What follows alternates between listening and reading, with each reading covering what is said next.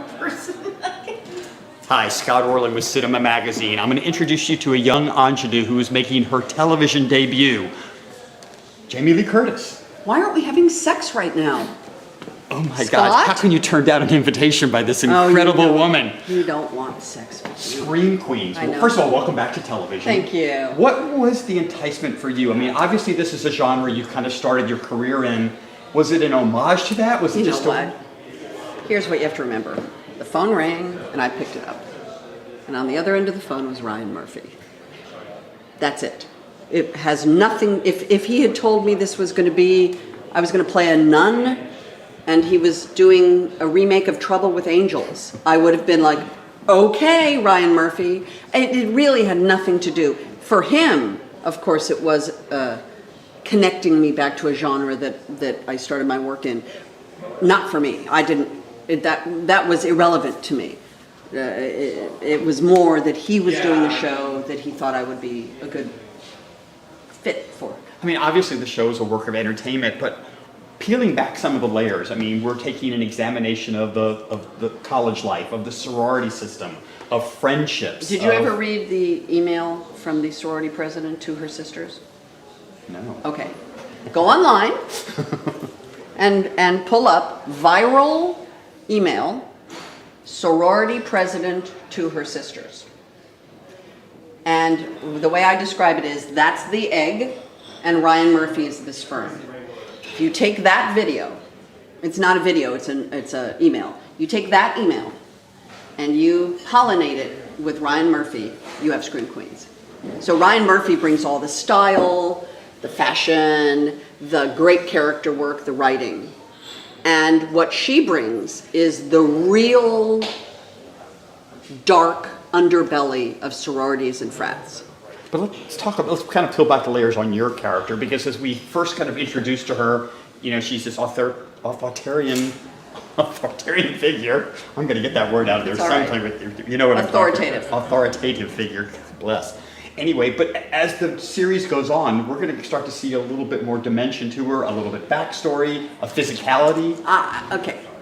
If you know, in the beginning of it, Dean Munsch says that she was a feminist and that she worked for Gloria Steinem, which I understand and believe 100%. The thing I love is that if you ever watch this great documentary about Gloria Steinem, called, I think, just Gloria, Call Me Gloria, maybe Call Me Gloria, it's on Netflix.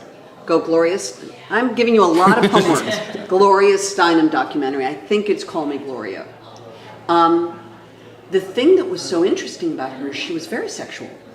Gloria Steinem, the reason why she was such a great leader for the feminist movement is that she was this very beautiful, liked looking beautiful, liked dressing well, hot woman who very clearly had a very rich sex life and had no issue with saying, why is it that in order to be a feminist I have to be an unattractive, hairy person? Like, why is that the criteria for feminism? Why can't a feminist be an incredibly sexual woman?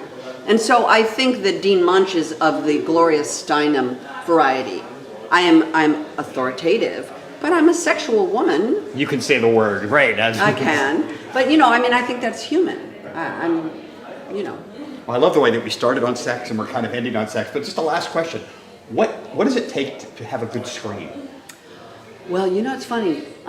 We did the Thanksgiving episode this last week, and a lot of people had to scream. I won't tell you why, but something happens that's very shocking.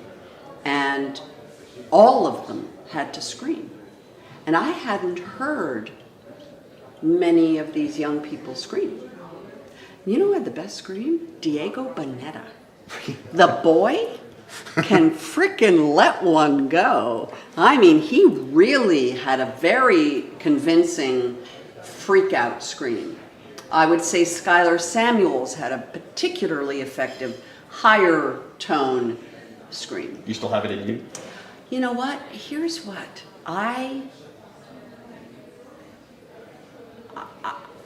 hoping that as long as I stay alive on the show, if I end up dying on the show, I will die screaming. I mean, I just think if I'm going to go out, I might as well go out screaming. So I'm holding back. I've not let one loose. Well, I would like to let one loose now, but I'm not. I'm just going to say. Ew! Jamie, Wow! Here, you have twisted that around. here, put it in there. Jamie Lee Curtis, thank you as always, my little ball. Aw, and this is Scott Orlin. Until next time. Bye, y'all.